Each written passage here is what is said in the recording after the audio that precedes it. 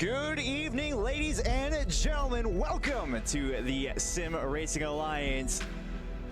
It's season 13. We are starting out tonight strong. As they do go side by side. It is the formation lap almost done. They will look, all eyes to the lights. That's going to be an amazing start. And we have a crash in turn 1 already. What's going on?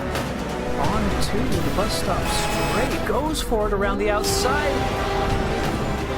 More contact behind. That is huge. A couple of gainers in that one. She's given it everything. She has to. I'm not sure that it's over yet, though. This is the last opportunity. We're off and away for SRA.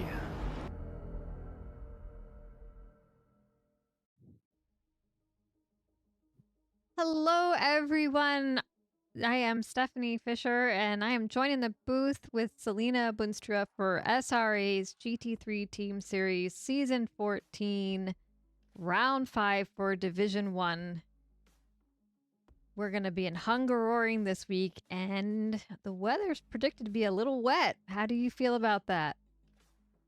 Ooh, can say that I don't think we've raced here since season 9. Yeah, season 9, and also especially in the wet. Oh, it's been a long while, so I'm very curious to see what Division 1 has in store for us tonight, because I can already say that a wet Hungaroring has not been seen since I think I'd say about 2 years ago in during the 6 hours of Hungaroring, I believe. So that was a long time ago. So it's gonna be very exciting. I feel that. Good. Well, I always love a wet race myself, personally, as long as it actually rains. Yep. Well, it always makes it interesting. But I will say though, I know this is Hungaroring, but in I believe a couple weeks time we are racing at Barcelona, and that is variable weather, and I am very excited for that. Variable weather always mixes strategies up, and I love that. So stay tuned for that in 2 weeks, I Well, believe. that'll be exciting. Yeah. Well, we'll look at the calendar quick since it's on here and we're discussing it. Last week we were at Spa, and I missed it, so I know you were giving me a little rundown how things went there. I don't know. So this week, Hungaroring in the wet, and that Barcelona variable race will be, yes, 2 weeks it looks like. Yep. So. And then Imola, which is the final round. I'm looking forward to Imola. That's a really good track. One of my favorites, I'd say. Not Hungaroring. Red Bull Ring is another really good one. Actually, that's a really fun track. I enjoy hot lapping on that one, and the racing is really good too. So we shall see what happens on the rest of the season. I agree. And it's tonight. fantastic. Yes. Yeah. Well, let's look at the map for tonight. We will be at, again, Hungaroring in the wet. If you don't mind, I'll let you run us through this because my memory is fading a bit. No worries, I shall take over. So turn 1, Hungaroring in the wet, as you can see. It is, oh boy, I know I'm gonna butcher this. Margorod, Hungary, and the length is 4.3 kilometers, or for the Americans out there, 2.7 miles, and 14 turns. So turn 1 is a pretty hardcore braking point. Curve in there, right to that little curve that actually is not even counted as turn 2, interestingly enough, like Karlami and Laguna Seca. Turn 2, wide, say, hairpinny carousel right into turn 3. Little bit of a break going up to turn 4 with that pretty quick left-hander, and you got to be really careful with it, especially in the wet, because this is quite a curvy track, I would say, so you got to be really careful. And then going into the turn 5, up a little bit, short break into turn 6, the chicane, and then out to turn 7, down to turn 8, turn 9, curvy to turn 10, and then turn 11, another little break, down into a pretty hard braking area into turn 12, and then around the hairpin at turn 13 and the final corner, all the way swish around to turn 14, and that is Hungaroring. Quite the interesting track layout, I must say, though, just the way it looks. It's like just, ooh, pretty slithery, especially in Sector 2. Slithery. I like that. It'll be slithery, especially in this wet weather. Yes. Huh? Yeah, exactly. Actually, I Well, had Sector 2 as well, with the final 2 corners. Just, woo, curvy, slithery. well, let's. I'm not sure what happened last week. We can take a brief look at our driver standings here. It would appear that Andrew Rados has taken the #1 spot in the driver standings with 279 points in that Ford Mustang of his, followed by I- Jeff Spangler in a McLaren with 272 points, being also followed very closely by Jacob Palmieri with 270 points. So those top 3 are still quite close together. Take a gander if I can find our silver driver. It looks like, you correct me if I'm wrong, we have Danny Durant's looking to lead the silver drivers with 132 points, followed by Victor Diaz with 106 points, who is also followed by Joel Moffitt with 89 points. And take a gander at the rest of our team standings. If you wanna, I'm gonna actually let you go over the team standings while I do some fiddling over here, as there's some settings that have decided to reset themselves on my end. Yes. I believe. Oh, that's just the overall standings, right? Team standings. Team standings. For The team standings. I'm just looking right at it. I'm like, wait a minute. I didn't even see the second one.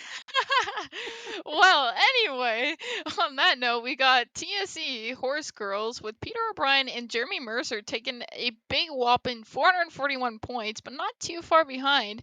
At 21 points behind, we have Rocket Racers, Michael Menning and Mr. Sir, the 2 big aliens. And we got, not speaking of aliens, we also have Jeff Spangler and Kelvin Lau with Madhouse Racing.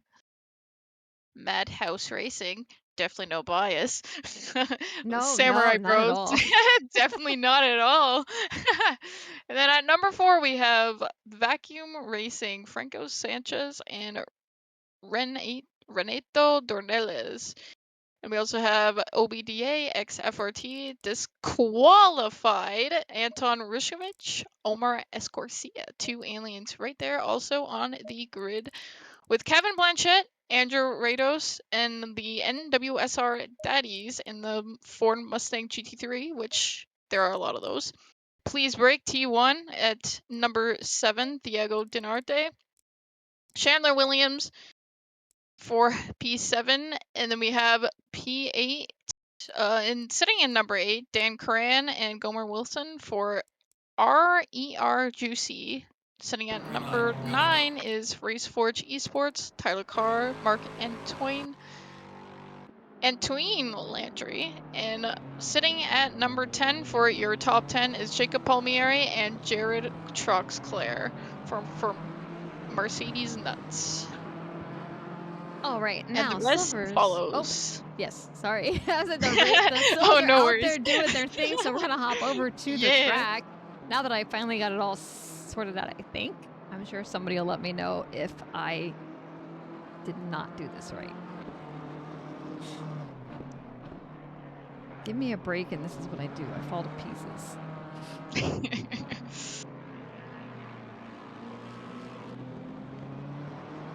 By the way, the chat loves the way you say Hungaroring, so good on.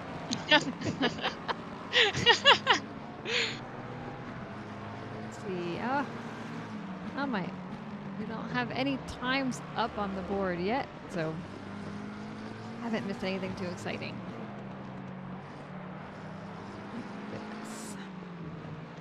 We are about 17, a few minutes just into the silver qualifying. Yep, they're still trying to set a time.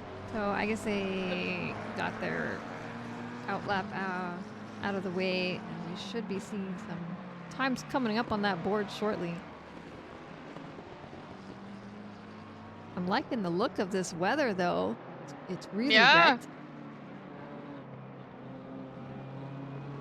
Gotta love the wetness. Makes things extra spicy on track. You gotta be really careful, but I think usually what I see is that I think wet races, but depending on the situation, are usually the cleanest races, just because I guess in that everyone's in that mindset of like, oh, this is a wet race, gotta be careful or else, you know, I'm gonna lose the car type of thing. But that's what I've seen so far. But we'll see what happens tonight with Division 1. Hopefully it's a clean one. We hope. That's always the best scenario we're looking for here. Yep. But yeah, I do agree. I think wet races, people tend to pay a little more attention, be a little more cautious.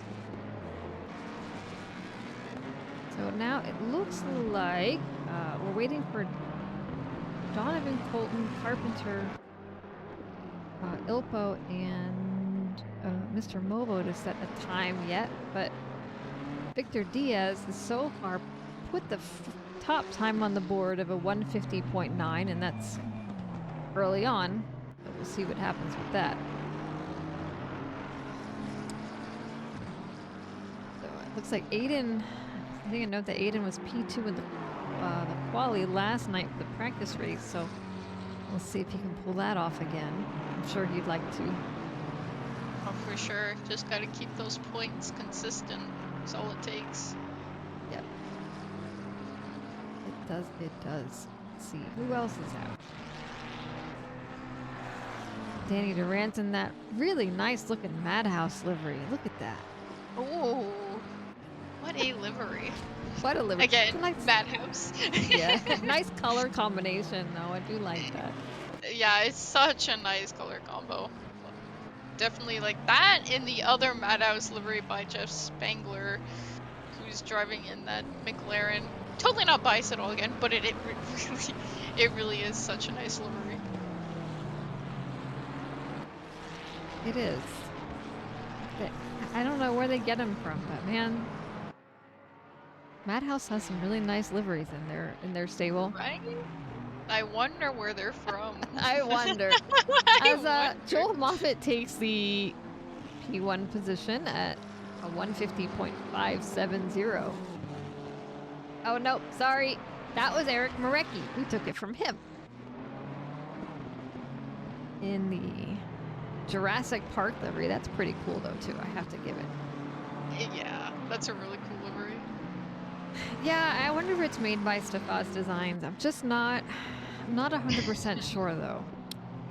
Yeah, not 100%. Yeah, we don't know. It's all in secret, I think. It is. Might have to do some research, figure that one out, ask around. Some deep diving to find the answer. It is all a spectacle. It's definitely all a spectacle. As we get some nice helicopter views of this wet track spinning around, you can get an idea of the turns and such. All those sweeping, and actually, Hungaroring is, I believe, like one of it is a fun track, but it is quite difficult, especially like you can see like the GTR having to use those curbs, so it's quite the curby track, all things considered, and it's the wet and wet curbs, entire, not a good combination. So it's going to be very challenging with these interesting lines on Hungaroring. And a note to Diego, you know your new wheel will not have any Stefaz Design logos on it. It should be pretty stock. Except your stickers are taped to the outside of the box. Yeah, we don't have any logos in real life. They're just on the sim cars.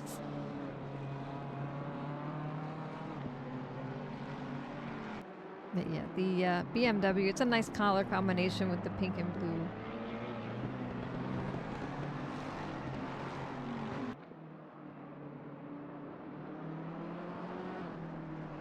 Danny Durance has now reclaimed P1 at the 150.325. If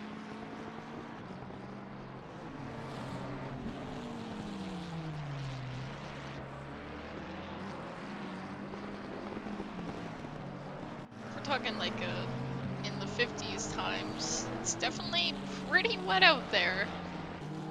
Lots of, yeah, it's pretty rainy out there. It looks wet, and I see in the weather forecast, it looks like it's just going to get wetter and wetter. Ooh, I wonder how the golds are gonna go about this. I mean, with the track, like more cars on track, just like keeping the conditions rolling. But yeah, it's definitely getting wetter out there.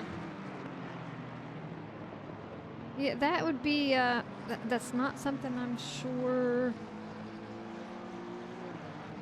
I would know. Is it gonna, when does the amount of rain overcome the number of cars out on track? Yeah.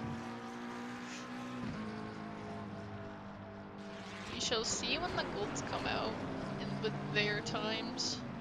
That'll be interesting, that's for sure. Yes, totally agreed there.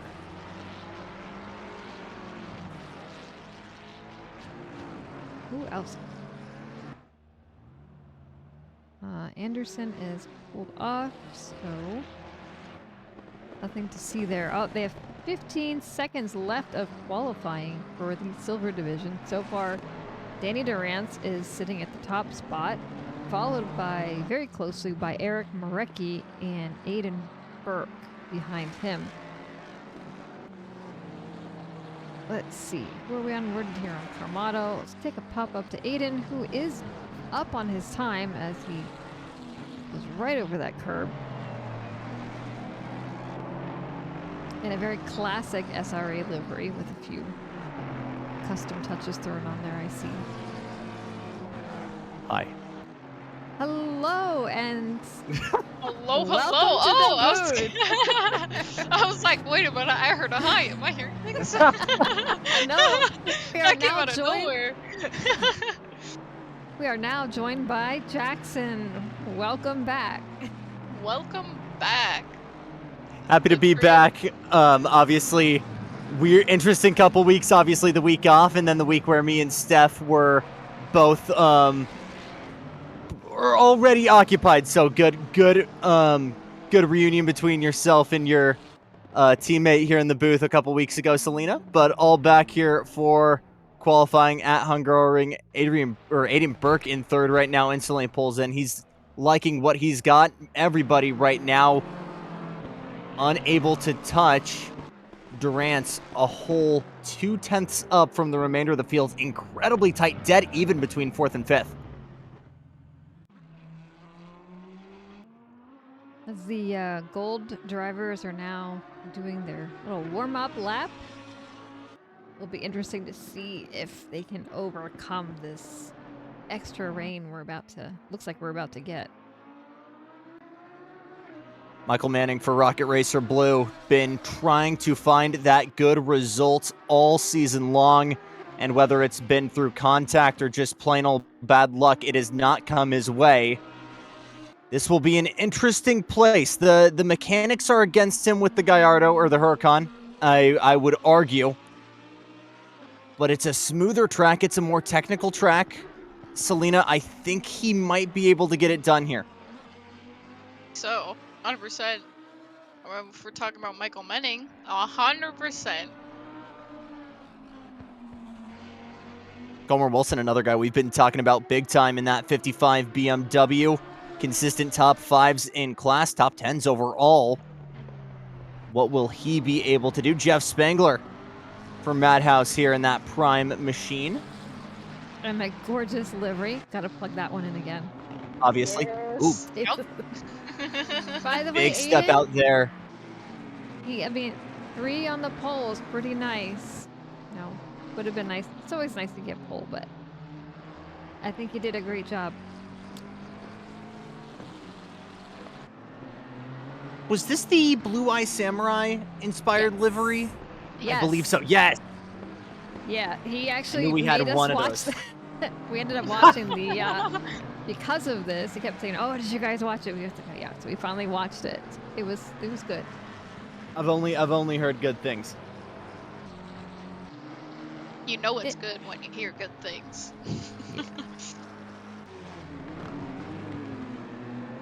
Yeah, Burke is doing really well. Jumping into D1, I was surprised to see his name there. Pleasantly surprised. So good job.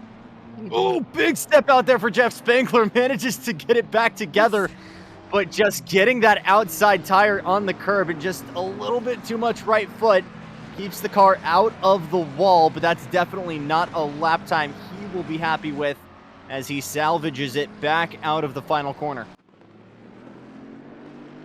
Palmieri takes the top of the gold division thus far, preliminarily. But, How about this guy? Really, really good running at Spa. Did not have the result he wanted. Was kind of thrown to the wolves early on. Another one of those big-time talent drivers that we have not seen in victory lane just yet. I've struggled to see a guy more confident in a car and its limits than this man and this AMG. And I know he's put in reps in the wet, so it will be very, very interesting to see what he can do for Gabagool Racing here.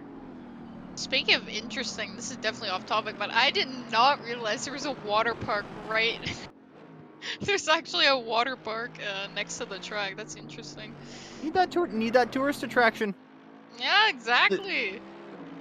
Daytona's got the Ferris wheel. You got the roller coaster at Suzuka. Ah, yes. I like it. It's like how all the MLB arenas have that little gimmick to it. Rogers Center's got the hotel. Oh, yeah. Petco Park in San Diego's Yes. got the Western Metal Supply Building. You need a cool little quirk in a racetrack for it to be special. Yeah, you do. Yeah, just bring in more of attraction and just more people for them to just, extra thing. If the race is long, like Daytona, also like that Ferris wheel, like just Yeah. and also just going on the Ferris wheel too, and you'll just see the cars just running around at like a really good view. It's really cool. Yeah, yeah, Logan, I was about to tell you that Arjun has the ultimate immunity right now, being in the pits. But yeah, we'll take a look at him when he's out in track. We shall see. Sanchez coming to the line. It's a 151.080. Third and fourth still dead even right now between himself and Palmieri. Welcome back to the front row, Andrew Rados. 150.265. A lot of strong pace here in the gold division. Jeff Spangler putting it all out on track right now, still untouchable. And provisionally on pole with 3.5 minutes to go here in qualifying. But not by a whole lot. Andrew Rados only has to take 0.16 off his time. He will cut even, so just a bit more than that, and he will take pole if Jeff doesn't improve his time. There are a lot of tracks in Season 14 that benefit the Mustang. This is a track that does not suit this car, and I would argue it's absolutely conditions that do not suit this car.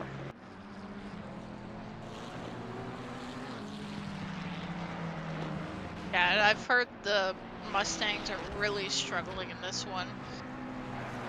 And a lot of the Division 1 drivers have chosen the Mustang, so they're just gonna have to wait it out and see what happens, and because it's a wet Hungaroring, and drive-thrus are also a major thing in this track. Like some of the corners, it's easy to do, just wash out wide, especially in the rain where you're definitely gonna be washed out wide depending how you take the corner.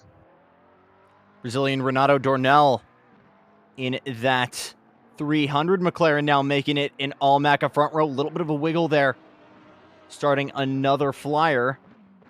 But one's up. Jeff Spangler. And now Sanchez goes into third. McLaren 1, 2, 3. Rados now back into third. Big shuffles here. 2 minutes on the clock. Can Jeff Spangler respond to Dornell? I'm amazed that he was able to get that much of a lap together, considering how much he's on the limit. There it is again. Just how much he's running wide there. He's clearly comfortable with this car going sideways, which is a good advantage to have here in the wet.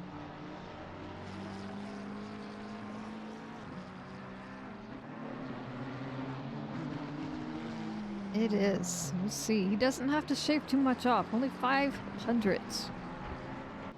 But he has invalidated this one. Right. The minute and 20 left to go. He's got some time to try again. Well, we'll check out Rados. One more shot here. Andrew Rados. This might be the last chance, depending on where he's lying on track. Oh, it'll be close. I do love that Cheetos livery he's got going on. That's just so fun. Yeah, it is. I believe it's Denarde in that the fellow NWSR car in the Chiba variant of that, shall we say. Had a great battle to open up this season here. Battling with all of the Mustangs at the start here at Circuit of the Americas. Has shown pace, has stood on the podium numerous times this season. He's the best Mustang so far. Just a 10th and change off the pace right now. He comes out of the final corner. He'll have one more shot after this, but this will be the real moneymaker. What can he do at the line? Oh, he takes it. 149.97. Rados gets the Mustang provisionally on pole. Dornell and Spangler will try to respond. And yeah, I agree. He needed to throw some Cheeto dust out as he crossed that line there.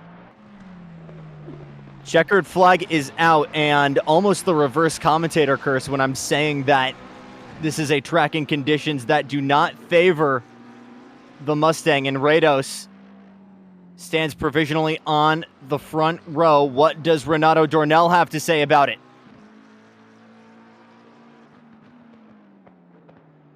He's already got a win on the season. He's looking to go back-to-back. He's looking to be the first repeater this season.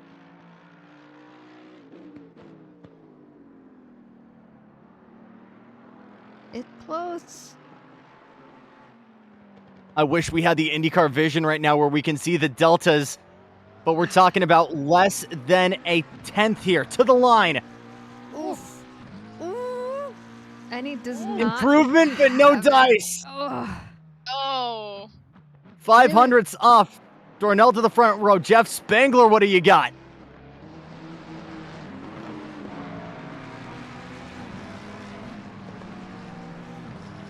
Set the pace early on was the benchmark. Can he run it back? Denarde doesn't improve. Sanchez doesn't improve. Palmieri doesn't improve. Jeff Spangler for Madhouse to the line. Not enough. 148 off pace, and it will be Andrew Rados in that NWSR Mustang starting on the front row.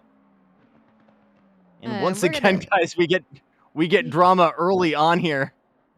Right, with some close battles. Yeah. I'm going to take a word from our sponsors quick while we wait for the race lineup here.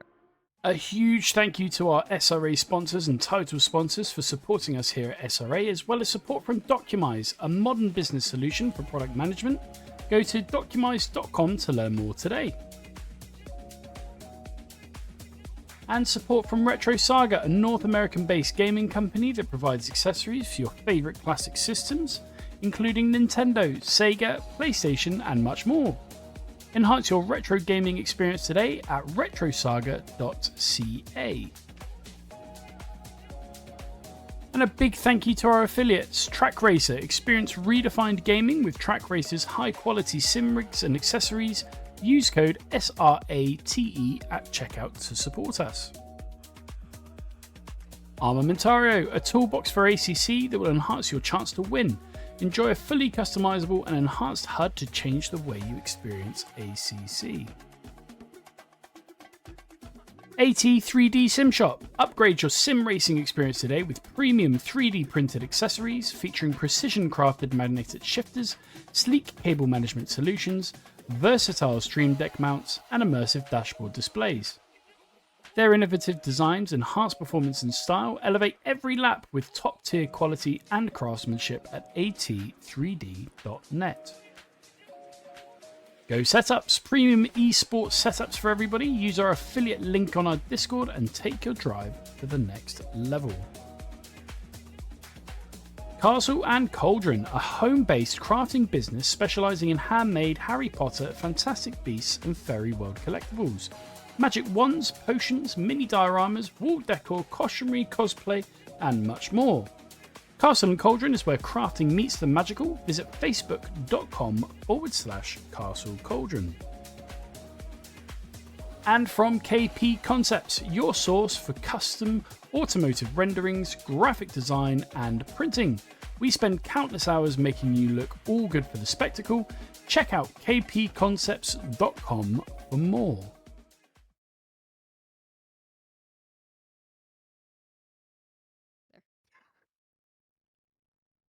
All right, we're back with 20 seconds before start. We're rolling out. I could have gone another 20 seconds there and thrown it to commercial. Yeah, you could. We would have been cutting it close. Maybe a little bit. We can. Not quite enough time for me to dig a. Selena in the corner can do a little livery look. Not quite enough time for them rolling off here. Yeah, just pan over them. The name should be kind of visible. But all these beautiful liveries this season. Car Skittles. Yeah, the Skittles. And if you're new here, or just got here to grab your popcorn and watch the Division 1 race, we do livery themes every season. So this season is entertainment. So it literally means what it says, entertainment, whether it be music, your favorite movie, TV show, artist, whatever it may be. But that is the theme for this season.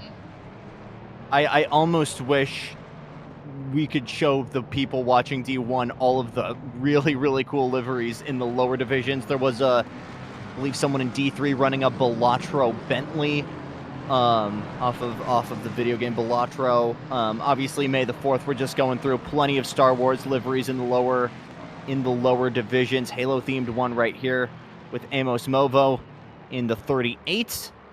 Obviously we got two of the Ricky Bobby Talladega Nights themed ones. We got the Cougar cars, and then we've got the Wonder Bread livery as well, which, I mean, the Mustang, perfect car for that.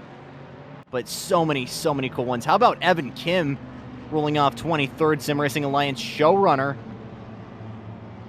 Is he actually a bachelor, or is he just running that because he likes the show? Is this intel we have? I'm not confident in my answer. We'll leave it as a mystery then. No comment. Kim with a really, really good race in Snetterton, hard charging to the front of the field. In the mid-pack now with the Rain, one of the few Lexi in the field. Will be cool to see what he can do. Rados' teammate Kevin Blanchette right behind in that Chiba 949.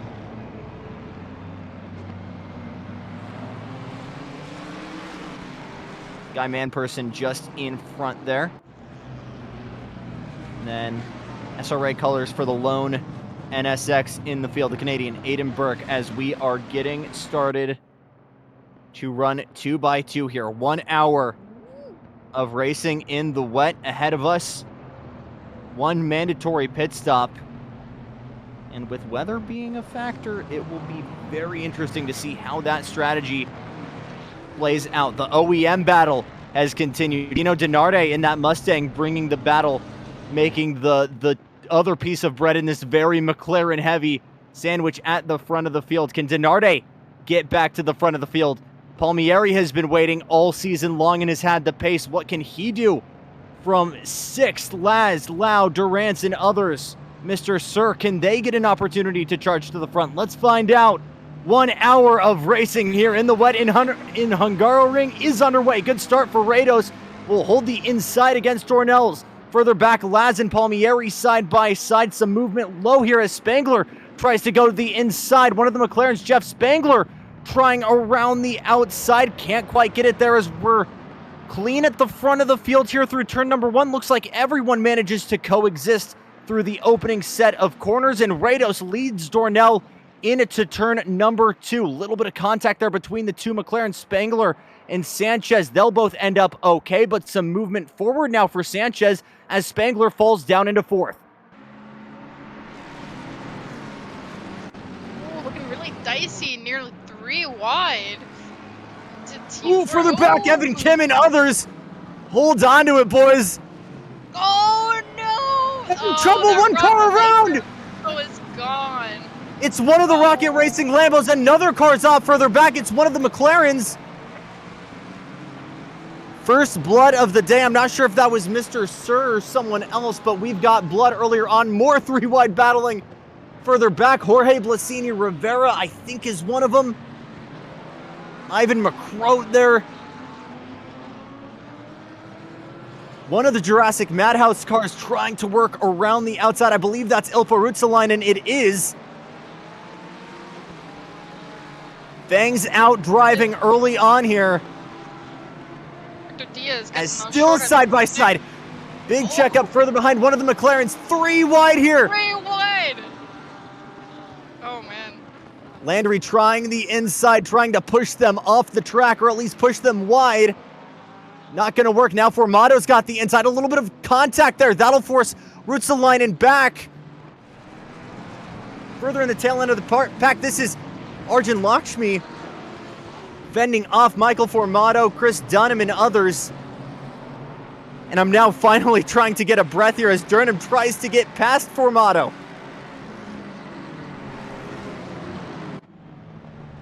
Oh my goodness, with no regard for human life.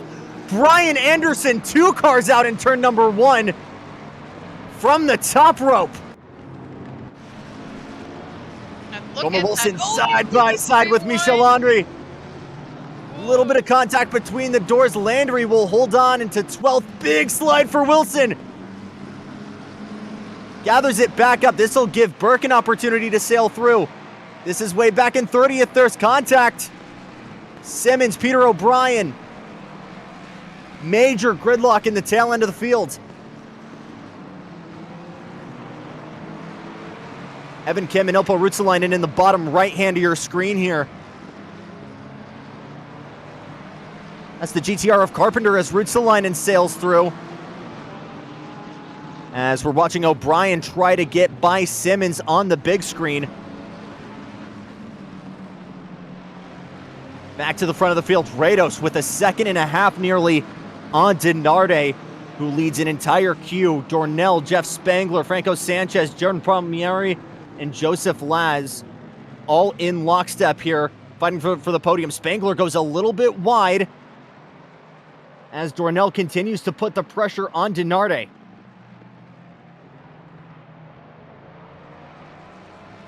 Almost looks like Dornell trying to give a Dale Sr. bump and run there out of the final corner. Now they'll start to spread out just a little bit more. Purple lap goes to Rados. Back to 29th, Max Simmons. And Michael Formato still going at it. Peter O'Brien will now pull into the pit lane with front end damage. As Ivan McCroat trying to join this battle further back. But he's battling with Aaron Carpenter, in that GTR. A little bit of a look to the inside on that BMW. Now gets back in line.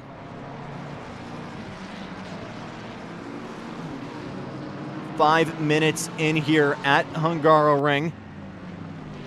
And a little bit of carnage, but not a total big kahuna. So we've had some pretty good battles here so far, girls. Yeah, lots of argy-bargy with Victor Diaz and Tyler Carr trying to get into the mix, and oh, nothing but argy-bargy so far. A little bumping and the little hip checks and rubbing his racing after all. Brian Anderson holding off Kevin Blanchette through the chicane. You can really, really abuse the track limits there through that chicane.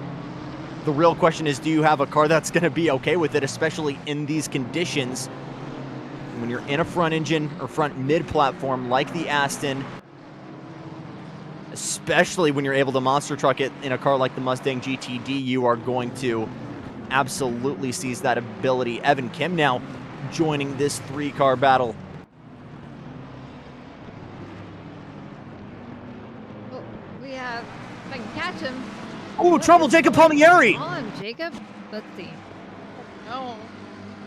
One of the big stories going into this week, was it contact with another driver, or was it self-induced?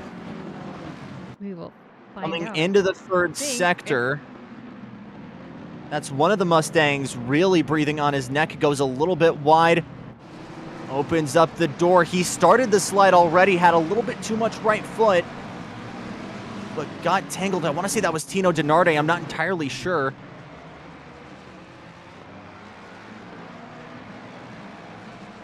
No, it was John Laz. Oh, this is John Now just Laz. behind them, Cran and Landry got collected. Laz was the one who made contact with Palmieri, who's now running in 16th and will now come to serve his mandatory pit stop.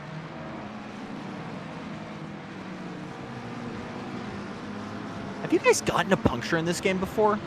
I'm not sure how Yes. possible that is. I have, yep.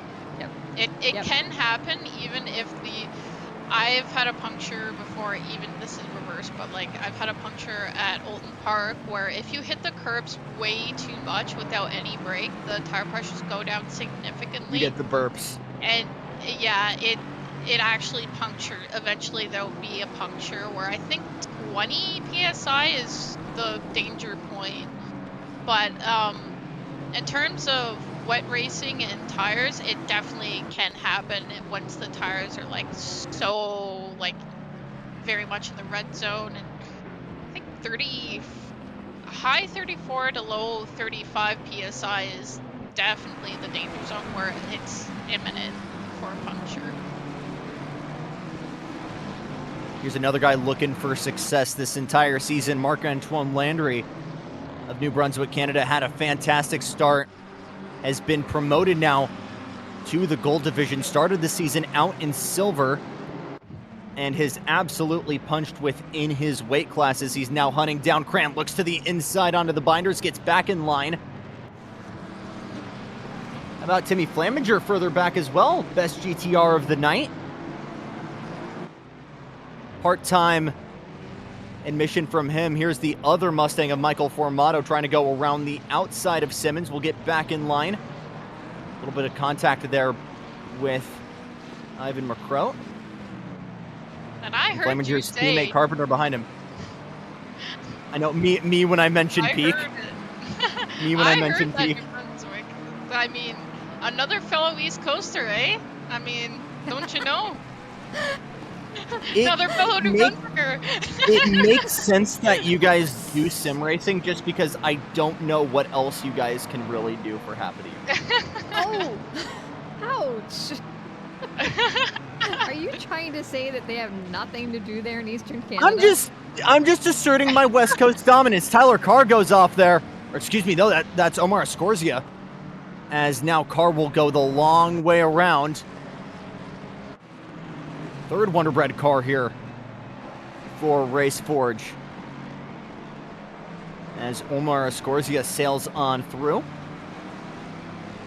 Diaz, the back of that train. Marc-Antoine Landry around the outside. This move has been going for a little bit. They bang doors, and Cran forces Landry wide. That'll allow Flaminger and Gomer Wilson nearly going through, but both the Nissan and the M4 have a little bit of a twitch here in that penultimate corner, so that allows Landry to get right back in line here in 11th. Kind of a wiggle moment from Marc-Antoine and Marc-Antoine Landry in that Mustang. still holds his place. I think what makes racing in the wet here more challenging than others is the stop-start aspect of this course, right? Because when you have flow, you're not essentially going from a standstill, but I mean, you know this better than anyone as a Porsche pilot, Selena. That discipline on the right foot in a stop-go circuit in these kinds of conditions, that's paramount. Yep. Oh no, for sure, yeah.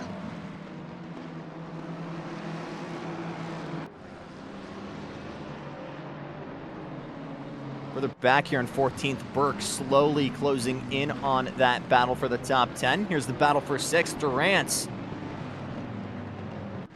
Season winner so far as he battles with Mr. Sir.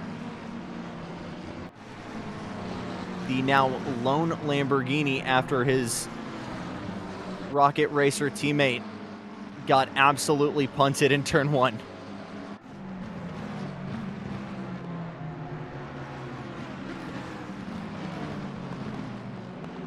Landry with a good run on Flaminger here. Good overtaking opportunity. One of the few overtaking opportunities here, and I would say, I mean, run into turn 1 is really the one of the few places you can really get it done.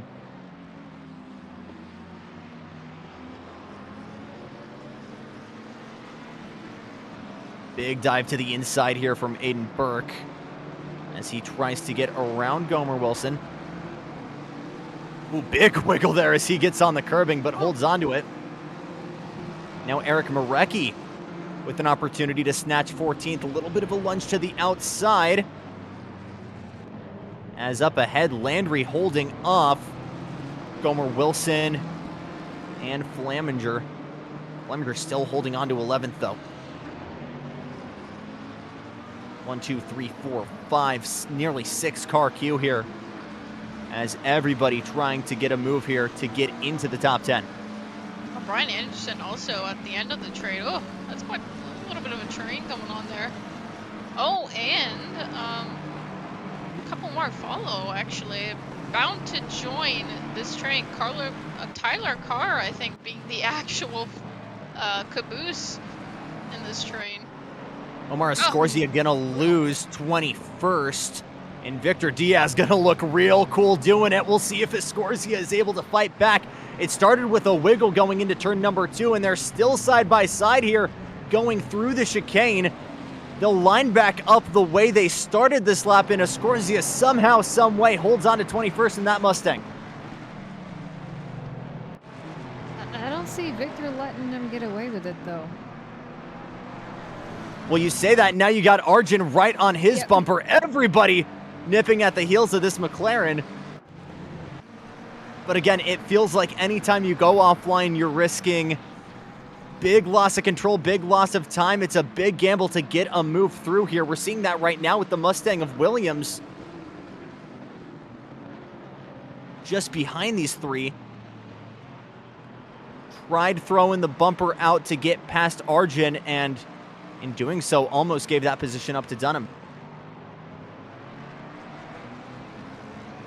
Yeah, Logan, don't worry. I did that. Arjun seems pretty impervious to commentator curse today. I'm sorry to inform you. One of his 5 NASCAR's wins came in these kinds of conditions at Suzuka, albeit was behind the door of a Mustang. He threw out the bumper there to defend from Williams, although you could put that on Williams for maybe having a little bit too quick of a turn in there on the Mustang in turn 1. Now has another look, a little bit of a bump once again. Bumping and banging here.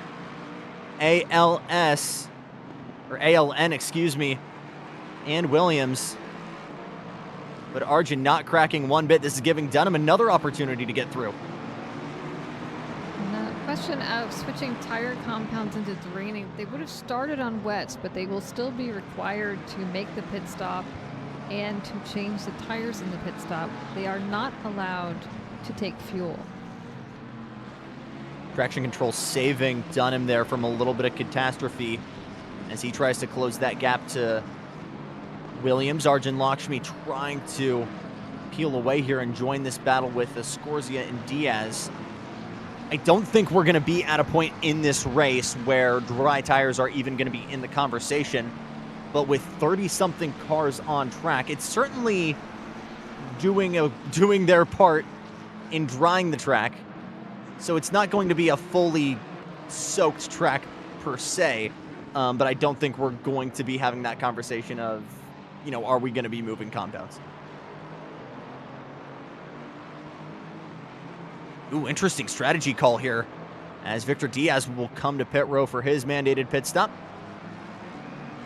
It is interesting, especially in these kinds of conditions, because tires could be such an interesting part of this strategy. Evan Kim trying to now get by Kevin Blanchett. This is just ahead of that Escorsia battle.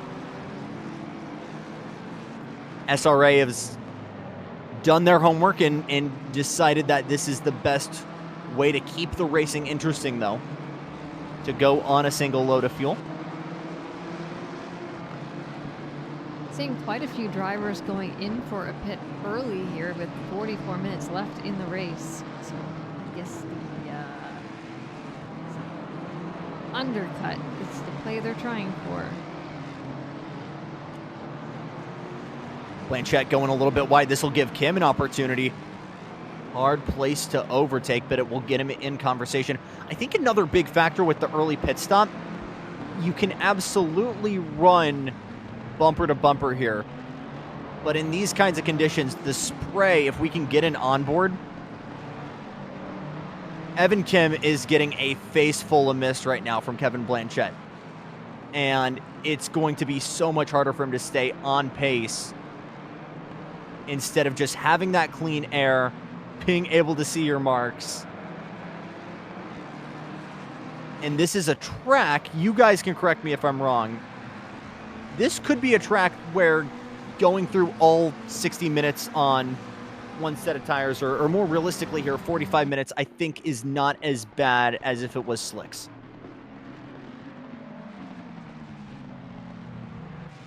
Sounds about right. Yep. We're both like, well, Yeah. I think so. The wet compounds. All right, the wet compounds tend to last a little bit longer. I feel like as Renato Dornell goes wide, this will give Spangler maybe a little bit of an opportunity. Closes the door on him. I think just in general, wet compounds last longer. You're going slower. The actual rubber itself is way harder. I don't know if all 60 minutes is a viable option. We're not allowed to do that, obviously. But, you know, splitting it 15-45, not necessarily a bad idea in my book. Yeah, well, if it rains a lot more, then, I mean, I don't see why not, because, I mean, then again, the compound, like, it's wet, so it's, like, therefore thicker, so, I mean, I can see it lasting a lot longer just because of the less friction from tire to track. Like, it's just, what's splitting it is literally the water, so I mean, right, there'd be like a lot less wear. Oh, Aiden Burke almost. Oh, there is a touch between. Oh, bottom right of your screen, Burke goes Eric around. Recchi, He's broadside. That's a scary place to park it, but he gets it going once again. As we're watching this replay, actually gathered it back up and made contact with one of the Madhouse Jurassic Park machines. That's a shame. Just using a little bit too much of that curbing. Honda much. is fantastic in these conditions, but curbing is that one little Achilles heel of the NSX. Burke continues, still hasn't pitted yet, is in 18th now behind Evan Kim. Here's the battle for that second step on the podium. Dornell trying to track down Gino Denarde, who started 6th, has gained 5 positions now. We've got Spangler and Sanchez both opting to pit now. So we'll try to keep an eye on that, see where they come out. Yeah, I think everyone's going to want to be doing the undercut here with just how much of a premium that clean air is. Even if it's not on track, you know, Delta, just that ability to have clean air and not have mist in your face is going to be a huge advantage. A little bit of a flash here from Chandler Williams in the headlights. Escorsia actually catches it in there and goes a little bit wide. So fight is on now for 19th and 20th.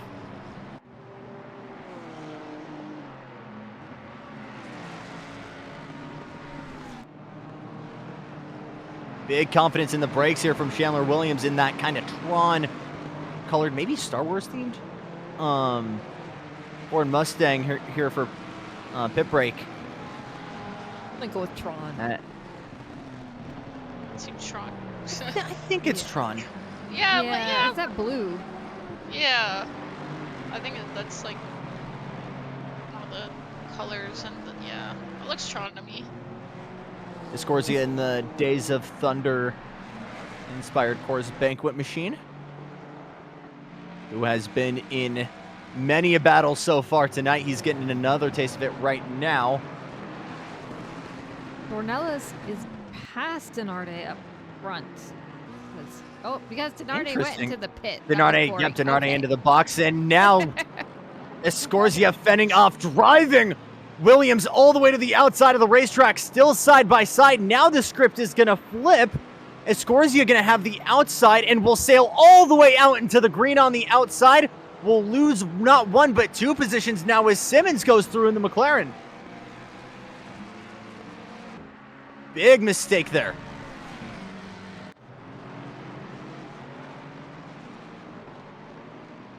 Escorsia trying to swing back, but gets back in line, battling with Simmons. And the fight now for 15th as everybody cycles through.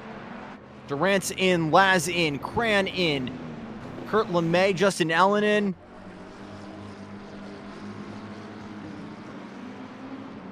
And where is our front runners, like Sanchez and Jeff Spengler, going to cycle out? That's Kurt LeMay exiting in the Porsche here. Who almost went to the outside of the air. Apex does force Sanchez a little bit wide. Stop go 30 for Joseph Laz. Oh.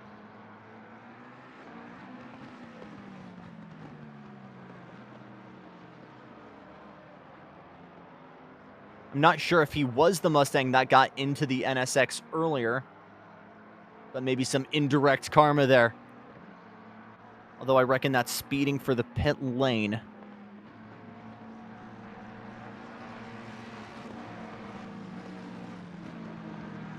So Thiago Denarde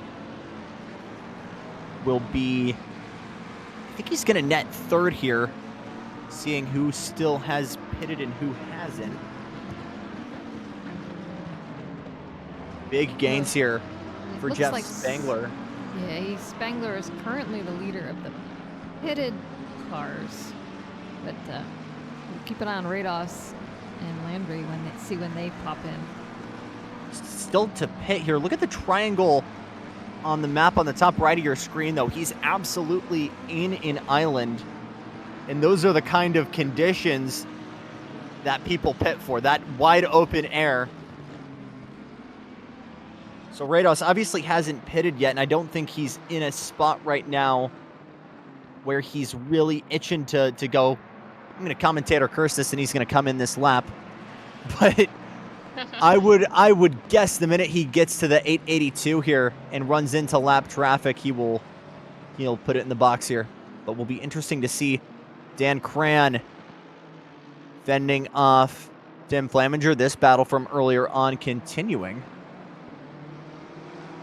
as David Colton comes into the pits. Omar Escorsia, Michael Formato now coming to the box as well. Look to the inside from Cran on Timmy. Or excuse me, no, that's Timmy trying to get by Dan the Cran.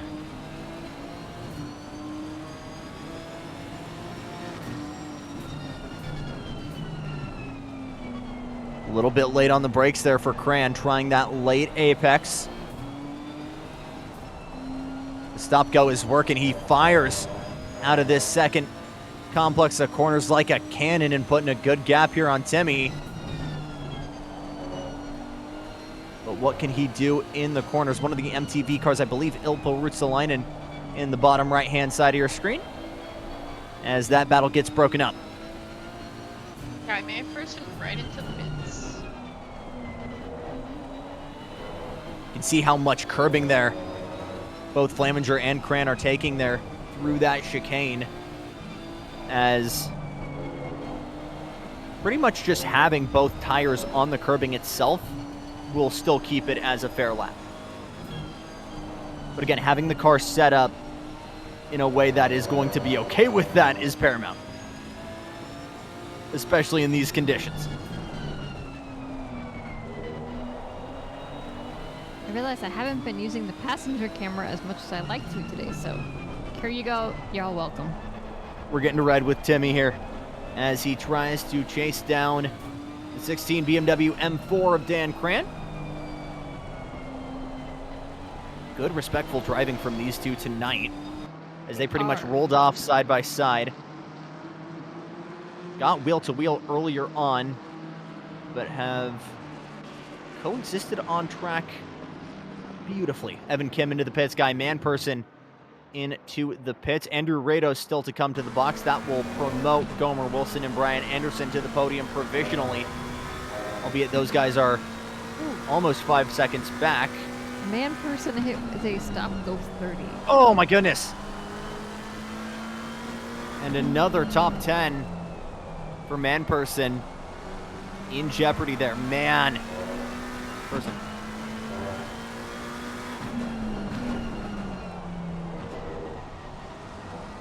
So Renato Dornell now trying to take this position from the fellow McLaren of Jeff Spangler. Dornell wants that position bad. He knows this potentially could mean the lead depending on where Rados blends out after his cycle. But this is absolutely got to be getting Spangler hot under the collar. All he wants to do is put his head down and get as big of a delta and set as good laps as possible so that taking this lead from Rados is even a possibility.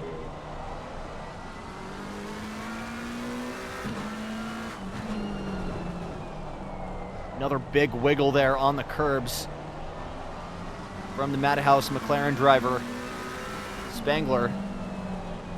You gotta wonder if this is something he's been comfortable with or if he's clearly overdriving that number one machine. Well, considering he is in the number one machine, I'm gonna bet it's the former. Yeah. Does that go to our defending champion? Is that reserved? Yeah. Gotcha. Just got to double check. Okay.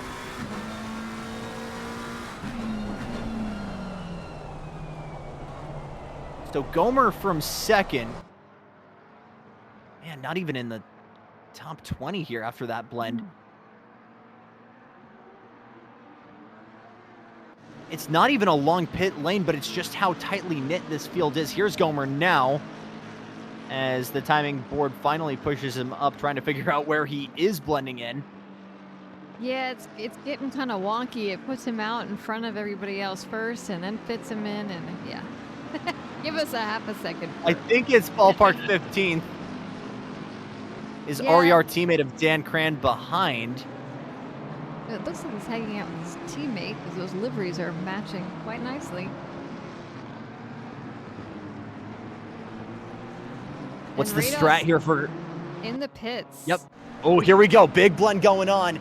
But interesting dynamics here from Cran, the two BMW teammates. Is he going to go and try and attack Landry, or does he hold up the two and maybe give Flaminger a chance to defend? Here's Rados, and it'll be Spangler and Dornell right on his heels trying to get through. Blanchette is in behind.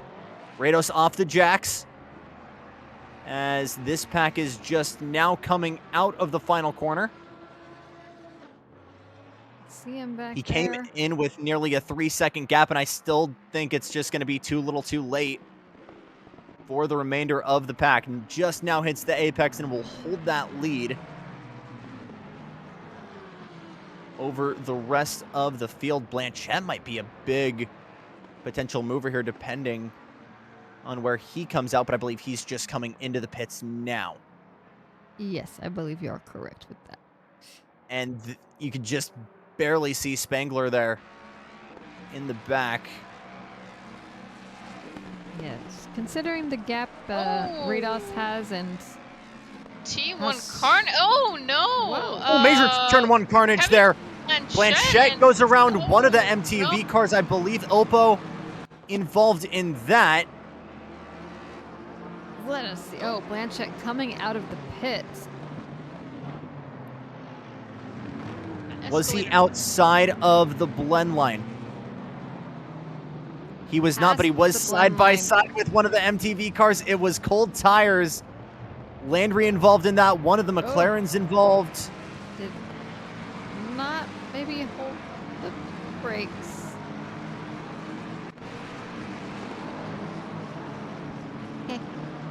Peter O'Brien getting his fangs out, trying to clear Evan Kim. Big Kyo cars here. As Victor Diaz, major loser in this strategy, was 15th, battling with Cran earlier on. He's back in 20th now and forced to fend off Evan Kim. I want to say that was Brian Anderson or Ruotsalainen involved because he's now behind Blanchett. A little bit further back in the pack. Not entirely sure. Timing's doing timing things. I believe I think it was Brian Anderson. He is slotted right behind Cullen Dunham, or if I'm not mistaken, that might be Eric Marecki.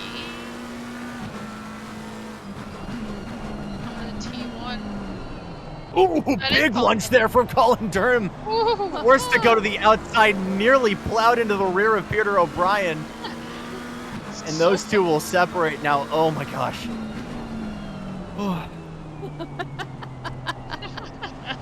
Almost went bowling there. That would not have been a one-car incident there if Dunham got into the back of him. And thank goodness he didn't. Can finally now say we are halfway home here in Hungary. Rados with a comfortable 3-second lead, then about a 4-car pack further behind as Spangler, Durance, and others duke it out for the podium. Here's Colin Dunham holding off Brian Anderson.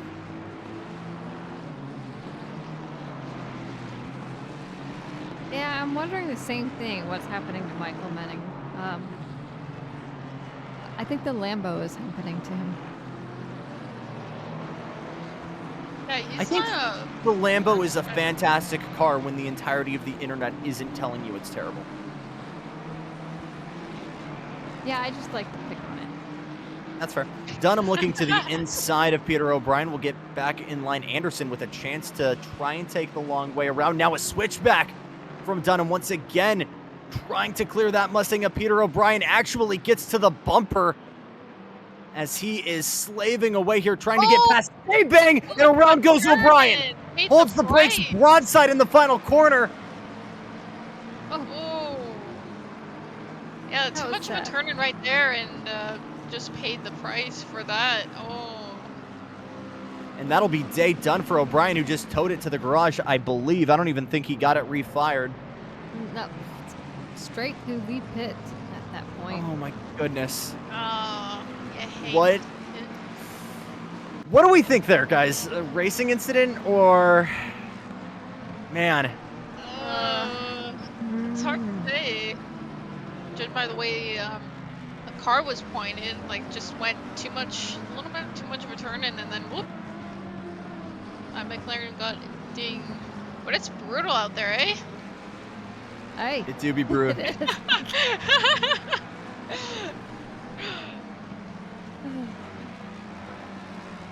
Renato Dornell trying to chase down Jeff Spangler. These two have been within about 3 car lengths this entire race, it seems like. And this is where I feel like teamwork could be more beneficial for both of these guys to catch the leader, Steph. You know, yeah, I guess 3 seconds. Maybe they'd have a chance if they worked together, but at this point they may also just be fighting for P2. Yeah, I say work together. It's not necessarily that. It's just not doing over-unders and trying to kill each other in turn 1. But that's not the even fun doing part, that right now, isn't now. it? No. It is. No, it's the fun part. Gotta have fun. I mean, they've been the battling brutal- it out the- for how long now?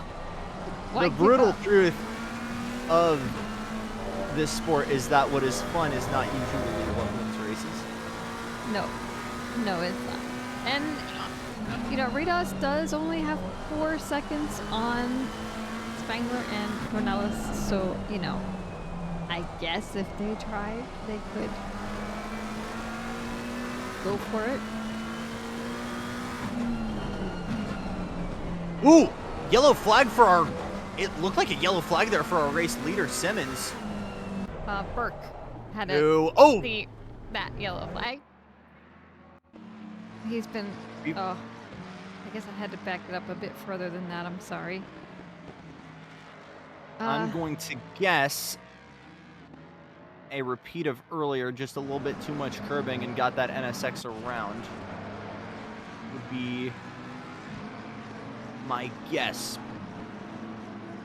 Yeah, I feel like he has been struggling this last midpoint of the race. We shall see. He's on old tires, and now we're watching Dornell finally try and clear Jeff Spangler.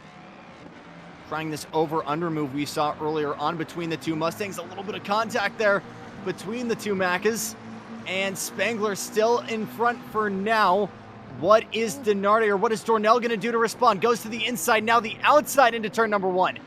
Side by side on the anchors, forces Dornell to go the long way around, but again, all this is going to do is give him the inside line. Spangler says that's not an issue if I can just get the power down and hold the lead. And once again, Spangler able to do that switchback and hold that inside line.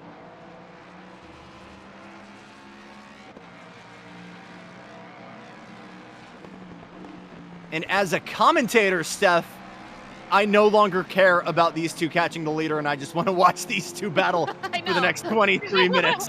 Exactly. Now, you know, Ritos has gotten another second on them. He's now 5 seconds ahead. And, you know, as a commentator, yeah, good for him. This is fun. It's all about the entertainment. Yeah. Well, it Exactly. looks like, you know, Jeff is looking to take the mantle of the wall on here with that defense he just put off. A little bit wide for Spangler. This could give Dornell a run here.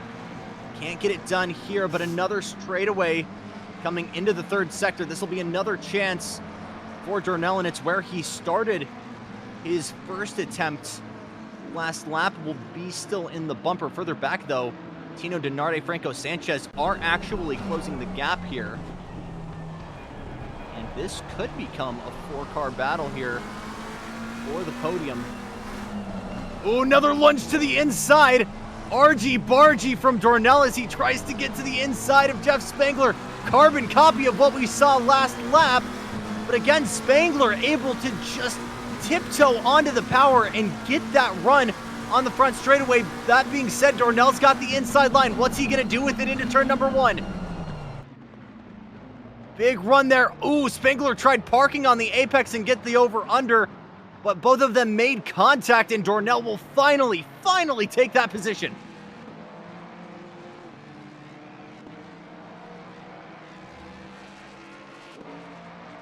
I'm almost disappointed. Come on, that was good stuff. It was good stuff, but does that mean that this battle is now over and we will have to find another one? No, because Spangler Denardi and Sanchez are like right there. They're going to light a little bit of fire under Dornell. And this whole thing is going to accordion, and it's going to become a 4-car battle here with 15 minutes on the clock. Drive-through penalty for Aiden Burke. Got Calvin Lau is looking got his sights on Palmieri, so seems to be the closest battle we've got at the moment. Spangler's teammate in a good recovery drive here for Palmieri, who was dropped back into 15th after contact with one of the Mustangs. I believe it was Tyler Carr. Or no, Jeremy Mercer, excuse me. Oh. A little further back, we've got a little bit of a cluster here, so put a gander on that, I guess. Omar Scorzia continuing to drop back in this field. Ilpo Ruotsalainen leading all of these guys. As Chandler Williams in that halo-looking 569 Mustang.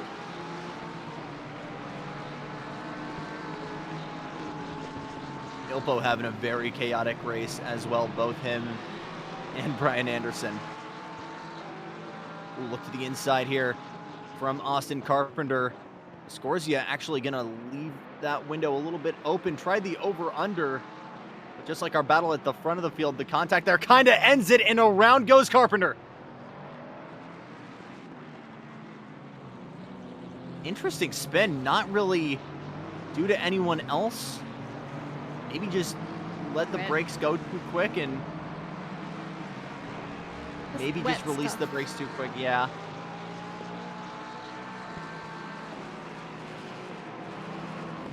Talked a lot about Eric Kim. Here's the other bachelor car, Jason Allen, who's now trying to fight Scorzia himself. Ilpo Ruotsalainen now with a good run on Chandler Williams. Williams checks up a little bit into turn number 2.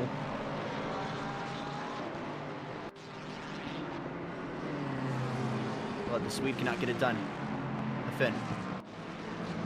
Don't hurt me. Elbow, I'm sorry. You're gonna hear I know, about that. and that's the guy. That's the guy stewarding half of my races for NASCAR's rookies, so I cannot. There can be no smack going on there. Whoa. Another one of those guys, Arjun Lakshmi Narasimhan. He's under attack right now from Max Simmons. What's our Madhouse total car count for D1? A lot. It's over 5. Woo! Big slide there from Quite Max. a lot.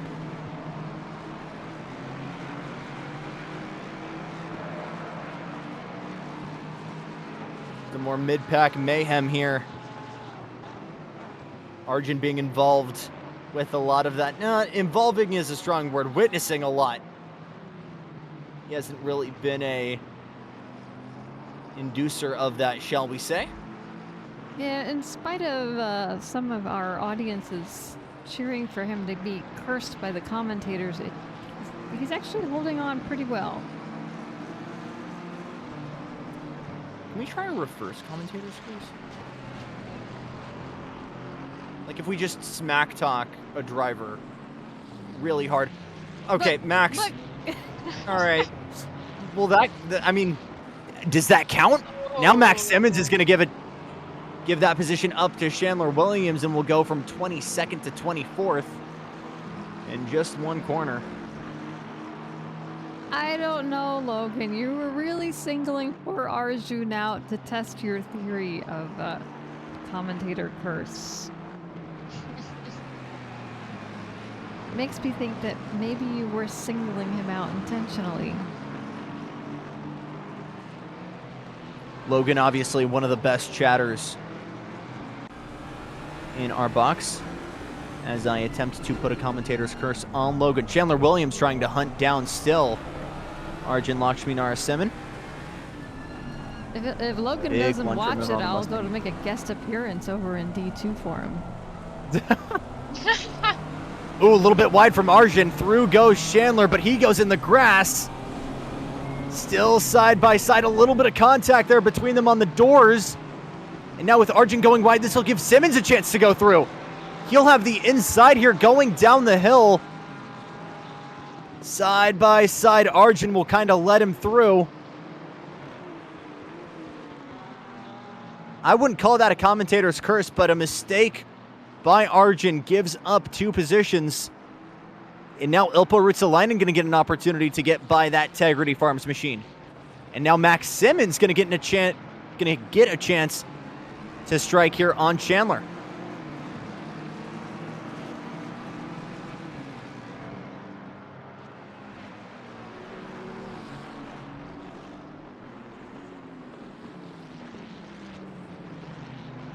No haymakers into turn 1. I'm so proud of you guys.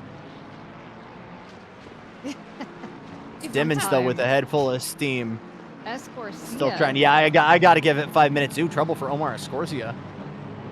Doesn't look like it was too bad. Maybe just stepped out a bit to signal the yellow flag on my radar. Well, I'm glad we can provide you with some good entertainment, Logan, while these guys give us some good racing. There you go. Be surprised if Omar accidentally flipped the ignition, and that's why he was slowing. Lord knows I've done that before. It wouldn't be the first time I've heard of it. Yeah. Yeah. A reason to put that button far away from your hand.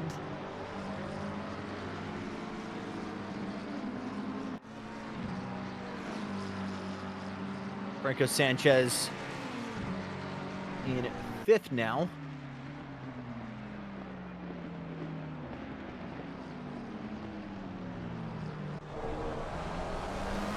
As Tino Denarde, running as high as 2nd, has given those positions back to the McLarens. This would be pretty much a net even from where he started if he were to let Sanchez through.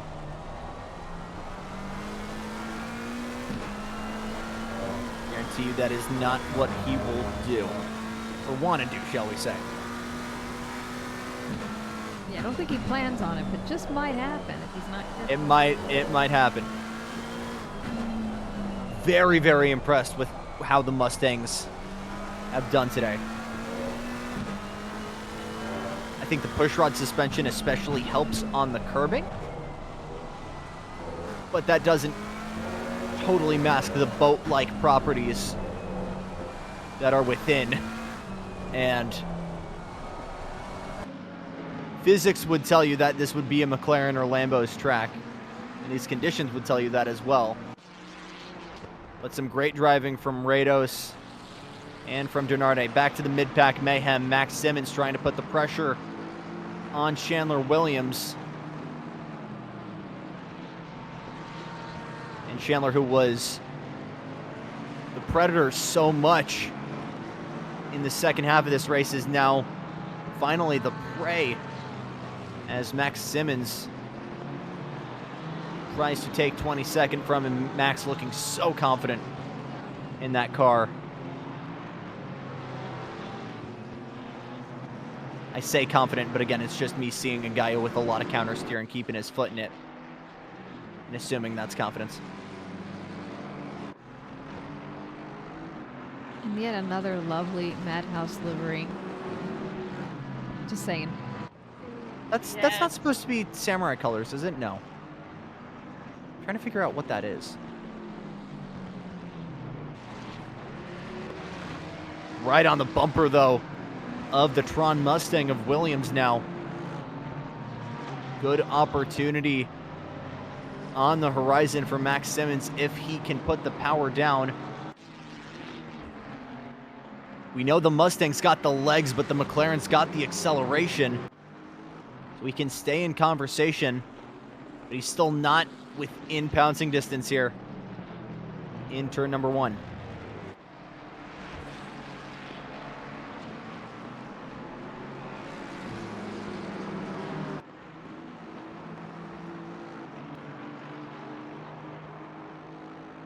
It would seem like most of our battles are, you have a couple here and there, but for the most part, the pack is sort of spread out at this point.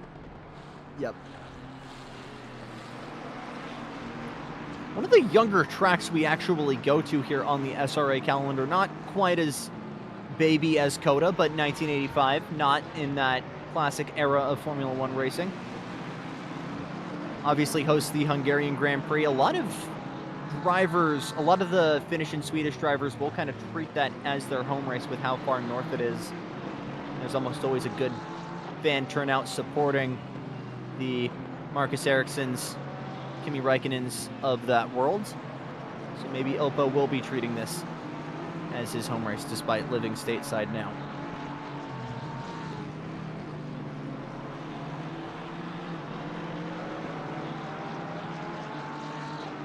Well, it looks like we have lost a few cars.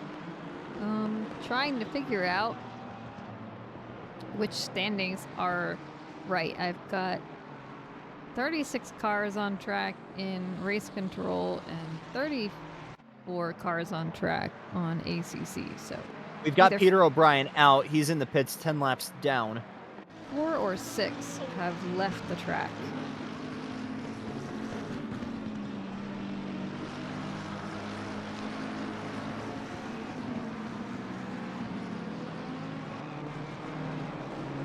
Gomer Wilson and Dan Cran still together, as both of them trying to fight for a top 10. Big dive from Eric Marecki trying to get by Tim Flaminger.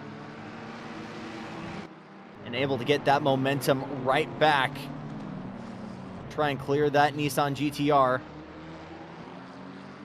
for 13th. And Marecki, another Madhouse driver with just a little bit of bad luck so far this season. I feel like both of the Jurassic Park flavored Madhouse machines have not had great luck. But certainly some pace in both of those drivers and both of those cars. So what can Eric Marecki do here with 9 minutes on the clock? Trying a different line. Sometimes the wetter line is actually almost advantageous in finding more grip, especially if your tires are overheating, and with how dry this main line is getting, we might be seeing drivers starting to struggle with these wet compounds overheating. Well, I don't know if I've seen anybody going off the dry line yet, so they might be just enjoying this little bit of dry line they're getting.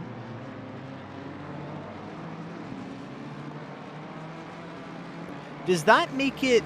I know, Selena, we use this as kind of like the grand equalizer, right? But when you kind of have just one dry line, does it feel like in these kinds of conditions like you only have a single groove, like it's impossible to make a move stick?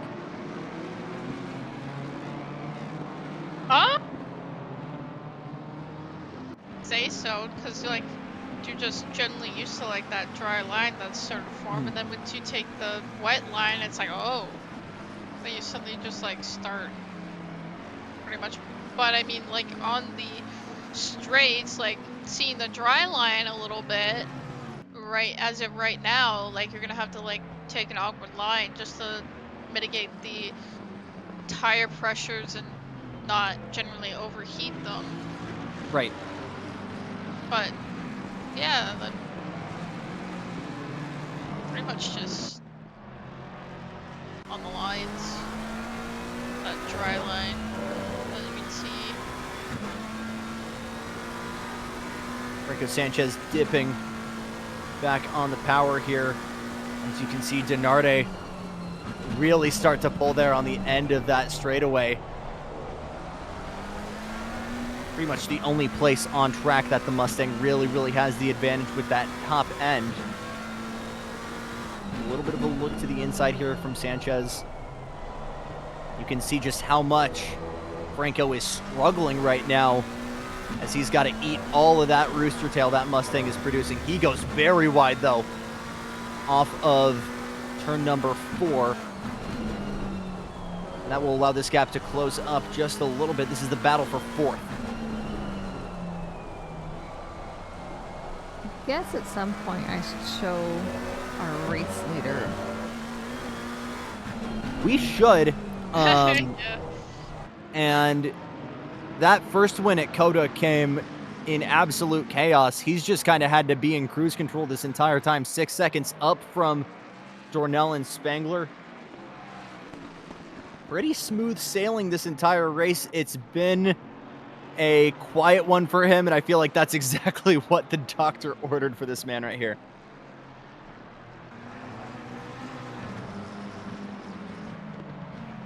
Still far from over here with 5 minutes to go.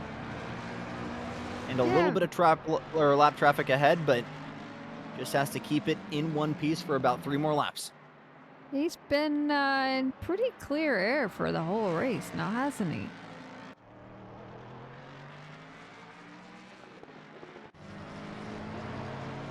Another opportunity here for Franco Sanchez.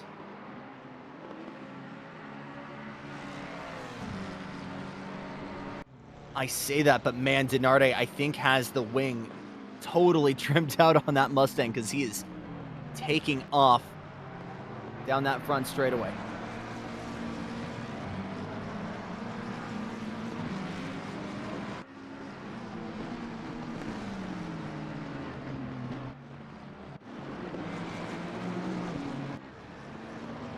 Kevin Lau, we have not talked about all day, and we absolutely should, because he has Scott Dixoned his way into the top 10.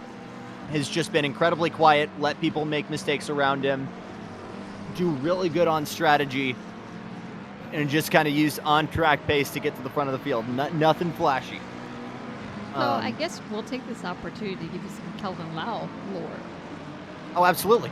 Yes, the So, lore. way back when Kelvin Lau started in Season 5, he was put in D5. Yes, And I lapped, actually- yeah, he like lapped the entire field, at least once. So he was quickly put, I think, D2 and then D1 the following. I don't know the exact order, but now when you have somebody in D5 who is very quickly outclasses everyone, we call it doing a Kelvin Lau. Love it. Love it, love it. Oh, that's great.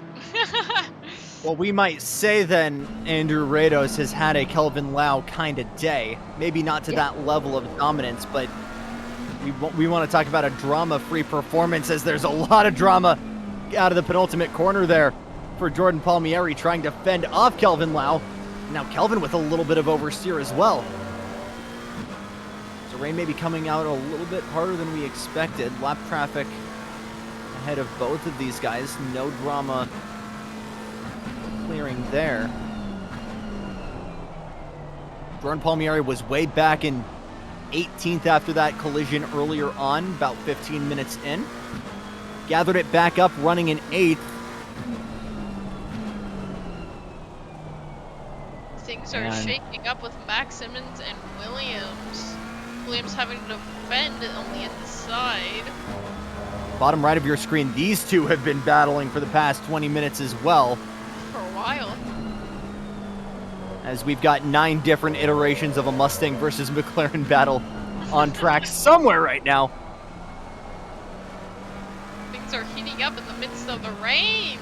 Williams goes a little bit wide there, and will once again give an opportunity to Simmons.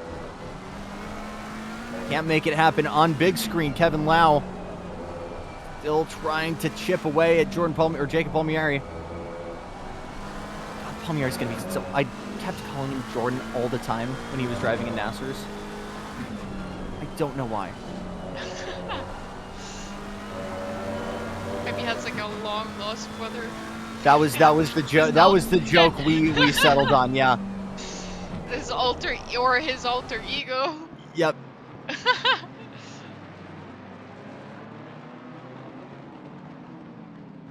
Williams able to take a little bit more of a piece of the curbing than the McLaren of Simmons.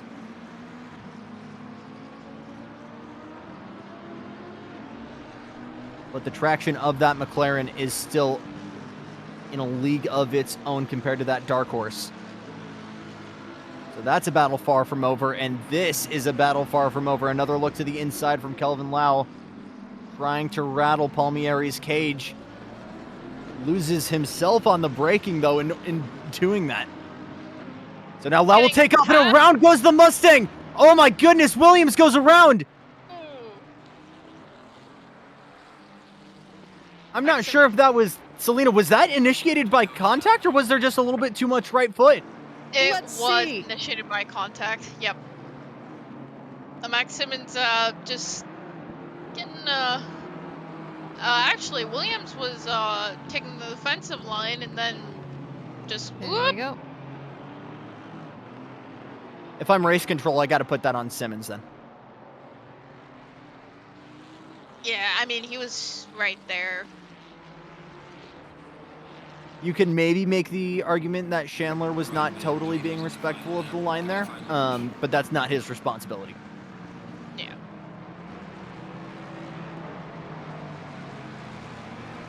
Another Mustang battle in the mid-pack here for 15th. Tyler Carr in that Wonder Bread Talladega Nights machine versus the blue and white striped car. Victor Diaz. Oh, let me take a quick look at As- Rios doing his.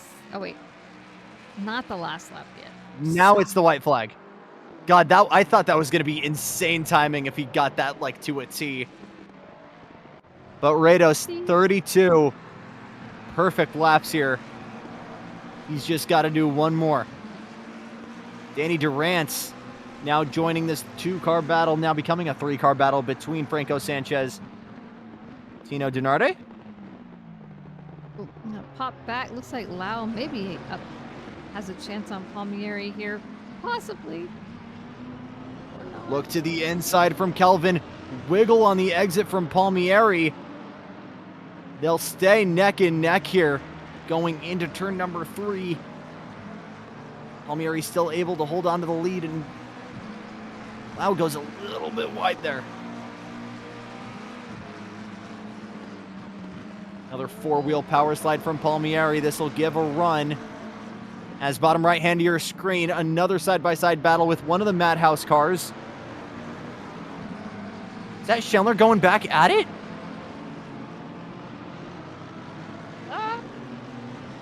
Max Simmons almost went for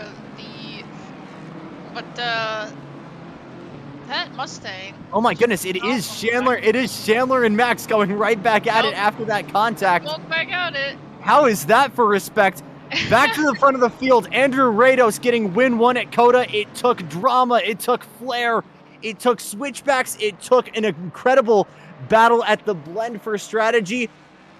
This time it was a lot less dramatic, but it's nearly as impressive. Heck, it's more impressive. 33 flawless laps and a flawless second win here for Andrew Rados.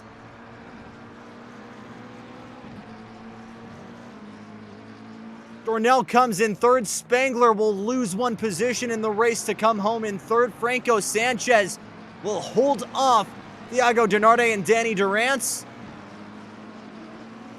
And Mr. Sir will battle. Oh my goodness, Kelvin Lee out with a little bit of a run. It's not enough. And Palmieri will hold on to 8th, just losing 1 position. Further back, Timmy Flaminger holds off Eric Marecki. Well, this might be a photo finish. Good blend there. Good defense from Victor Diaz. As Carr and Mercer will come home 14th and 15th. Eric Kim with another great move forward drive. Mid-20s will finish in 17th. And this battle between Matt Simmons and Chandler Williams will end with Williams on top. And with respect from Max, we'll let him keep that lead after contact. Arjun home in 23rd, Ilpo in 24th, Kurt LeMay 25th, Omar Escorzia a week to forget for him. He'll come home in 21st.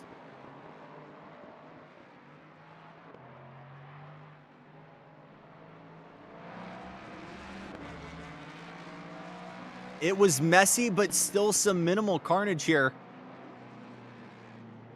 Only, I think, 4 or 5 cars lost today. Not too much.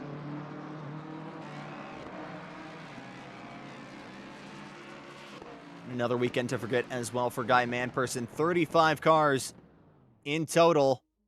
And some interviews on coming soon here. Again, Noel joined, as always, alongside Selena Boonstra and Steph Fisher. I don't know why it's not loading my username in my picture, but that's awesome. All right. No. Oh. Who we got first here? Maybe it's because I joined late. I mean, probably. Be, I don't know. Yeah, maybe. I don't know. Not making sense to me, no matter what. But what is it? Spangler who took P3? Yes. I even took a picture of it, but I didn't consult it. Okay. Well, we can grab him and start this interviews. Greetings, Jeff, and welcome to the booth, and congratulations on a P3 finish.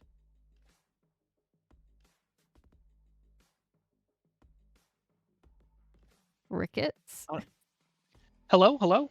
Hey, There we go. There you we are. go. There we go. Wow, you guys sound excited. Well, you know, we brought you in and greeted you, and then there was this like very uncomfortable pause of silence. Yeah. So I was switching from my earbuds, There we which go. don't Ah, trap makes sweat, sense. to my actual headphones that have a much better microphone. So Ah. as I put them on, I heard you go hello, and I was like, oh, I wasn't even sat down on my seat. So I mean, there might be a little bit of Madhouse bias from the other half of our booth. Hey, we were talking about last time we saw you in here how badly you wanted to join us here again for another podium interview. Were you expecting it to be this quick? I was hoping for a win this week. I'll say that. But hats off to Andrew, who just put it on pole and drove away from the rest of us. But yeah, I was asleep at the start of the race. Like, it was the worst start I've had in a very long time, and Tiago got like all the way up to second. So I knew I had to do something. So I tried to undercut and made that work. But I've been racing off and on with Renato for a very long time, and he is a very, very skilled driver. And a lot of times when he senses blood in the water, he pounces, man, and he did. So I wasn't able to hold him back. So still pleased with third. That's a good result. But yeah, it was a tough race. I'll say that. Still a good hunk of championship points to you. What do you feel like was the different?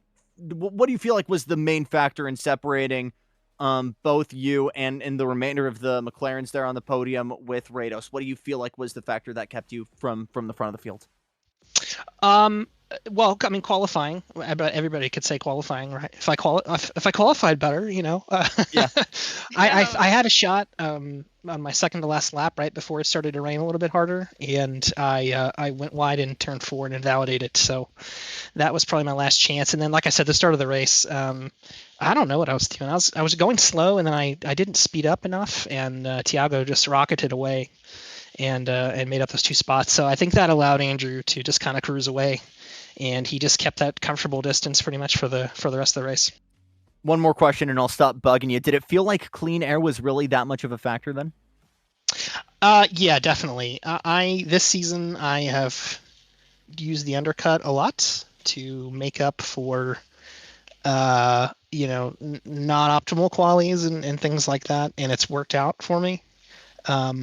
So yeah, I mean, it's always easier, especially in rainy conditions, to drive with clear air, and you know that you can just kind of put the hammer down a little bit. There's nobody in front of you. There's no bad air. There's no spray and anything like that. So undercut tends to be fairly powerful, and it almost worked out really, really, really good for me today. It worked out. I'll say that. Still a fantastic night for you, Jeff. Any shout outs you want to give here on stream before we let you go? Definitely a shout out to Kelvin. I believe he finished 9th, which, if I recall correctly, is probably his best outing of the season. And he even sounded a little disappointed that he couldn't get past another one or two guys. So if Kelvin's getting locked in and getting good results like we know he can, I think we're going to have a good rest of the season, both of us. Really, really great drive from you, Jeff. We'll see you next week. Thanks a lot. Take care, guys. He left on his own. I almost ended up booting Selena out. Jeff Spangler from Madhouse there. In second place, I believe. We do have Andrew Rados around for abduction. But I believe we have a very tired Brazilian once again who is not in the server for abduction right now. I was looking for Dornelles for P2. I don't see him. I will try to find him. And then P3, I mean, our silver winner would be Durant's, I believe. And how about we get Rados? Yeah, we're going to have to, because everybody else is hiding right now. And I will try to dig them up. you do that, and in the meantime, let us bring in to the Our winner? commentator's box Oh, you got it. Andrew Rados, driver of the 120 here for NWSR, as we congratulate you on another win here, the only repeat winner here in Season 14. Talk to me about your race. Honestly, I was surprised because the Ford's pretty trash in the wet. I thought I was gonna go, That's what I was saying, man. I thought I was gonna kill some crowds, but no, I was just no, not at all. I do love wet racing though, and obviously driving the legendary Chad Honda in the wet has taught me a lot. So I guess it helped. Okay, genuinely though, we talk about not only this being a wet race, but not having that energy in a track, the amount of stop go this track offers. It all seemed against the Mustangs this weekend, but I mean, you had it. Denarde had it locked in. Did anything surprise you on your end with the car? I knew like in sector 2 it was going to be really slow and it felt horrible, but I knew like you can't really pass there anyways. So I was just surprised at the overall pace. Like, kind of found some things in the setup that helped put the power down, and then it started to click, and I was like, oh, okay, there's potential here. So, yeah. You had a boring race, and I mean that in a good way. Pretty much just led into turn 1 and never really looked back. Is that kind of the way you like things going, or are you more of a fan of the dramatic, let's say the way you got things done at Coda? No, I like boring. Boring is good. That's fair. Well, we'll take that. And I think strategy, was that also the part of the game plan, knowing you had the lead there and wanting to kind of hold that clean air for as long as possible? Yep, I just wanted to stay out there as long as I could before I got to the back markers, and then I went in.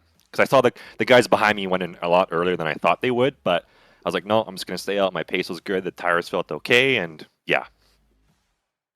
So a really, really healthy dosage of championship points for you. How does this help the mindset going into Red Bull Ring in Barca? Feels good, Just got to keep eating those Cheetos, and then we're good to go.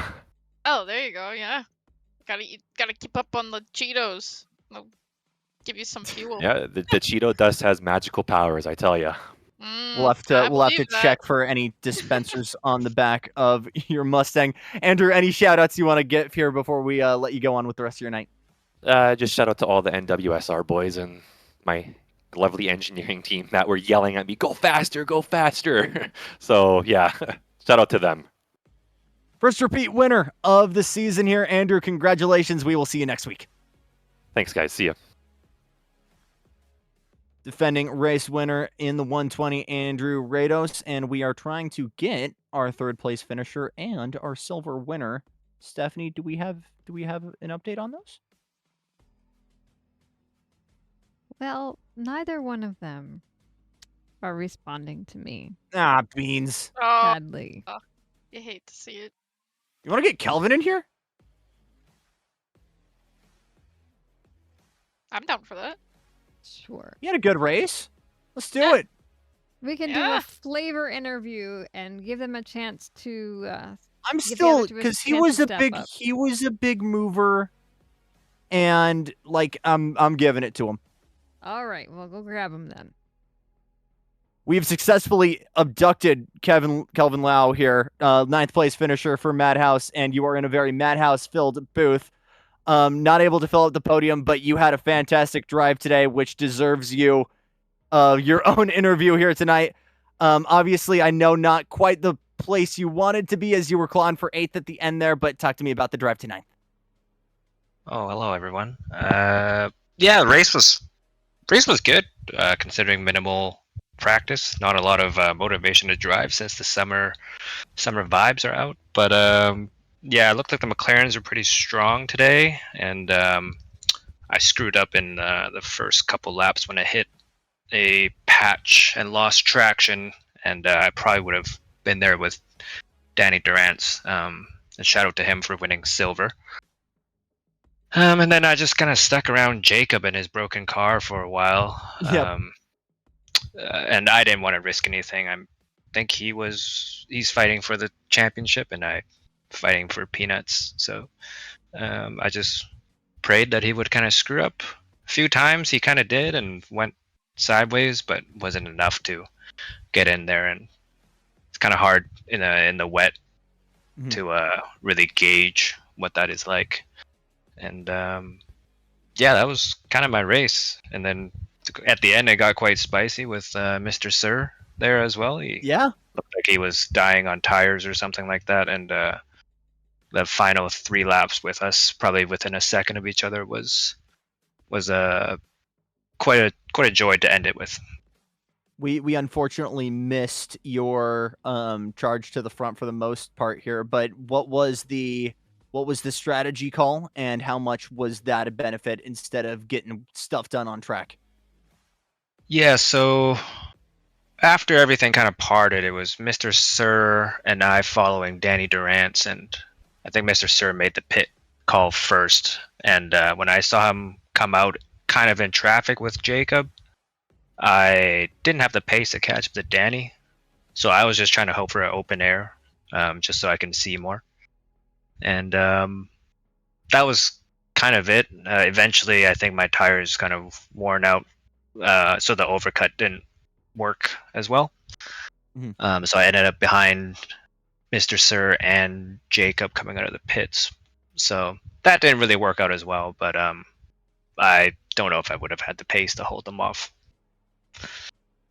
Still really, really great drive from you this week, Kelvin. Any shout-outs you want to give here before we let you go? I'm so exhausted. I don't even know. Yeah, shout out to the team. And I think, did Andrew win? Andrew Rados? He did. Yep, he did. Yeah, screw that guy. We got some Yeah. drama going on here, folks. Let him know. What a bamboon. We have got beef here in Division 1. Kelvin, really, really great drive from you, brother. We will see you next weekend at Austria. All right, see you guys later. Thanks. See you. All right. Now, 9th we've place finisher. Yes, Steph, go. been able to round up Renato Dornelis, so I'm going to Yes! bring him up. Welcome, Renato, to the booth, and congratulations on P2. Thanks, guys. It was a tough race. Another podium for you, Renato. Obviously a late night, so we'll be sure to go quick here, but your perspective of the race. I was a bit frustrated on the beginning. I had the pace. I messed up my quali. I could do the pole. Maybe Andrew could too. I don't know. But I tried on the outside on turn 1 at the start, but got no room, so I lost even to Dinardi. Then it was really tough to overtake in the McLaren with a lower top speed. So just kept trying to make him do a mistake, but was no good. Jeff stopped early and he overtook me. So I was a bit frustrated by the half of the race, but I had an awesome battle with Jeff, really fair. It was really nice to have that with him, and was not that bad to finish second. Still a very, very good heap of championship points for you. Positive outlook then going into next week? Yeah, I hope so. Love it. Another really, really great drive from you, Renato. Any shout outs here before we let you out of here? No, just thank everyone. It was really great race. Great stuff, Renato. We'll see you next week. See you, man. Boom! There we go. We did the podium. We got everybody. Yeah. We did. Now. So that will be it as we take a look now for the remainder of the season. On to Red Bull Ring next week. And if you thought Coda had some haymakers, if you thought Spa had some insanity, I think Red Bull Ring is absolutely going to give you a little bit of that insanity. It will. I think Red Bull Ring's probably always been one of my favorite tracks since it came out. Yeah. So definitely looking Agreed. forward to this. Always good for battles. One of the shorter circuits, so things will go by quickly. Things repeat easily. Lap traffic is going to be insane here and will for sure be a factor in the battles. And strategy in general is going to be insane. Then we're on to Barcelona the following week, and we crown a champion at the finale in Imola. Just want to remind everybody at home that we are wrapping up here for the night, but still plenty of racing action here in the Alliance. Even divisions run tomorrow, same time, same place. Divisions 2, 4, and 6 on Twitch and YouTube. On top of that, we have our Team Series races later on this week. That will be tomorrow, as well as Multiclass Mayhem on Friday. Practice race will be Monday for Red Bull Ring, and then we will do it all over again right here.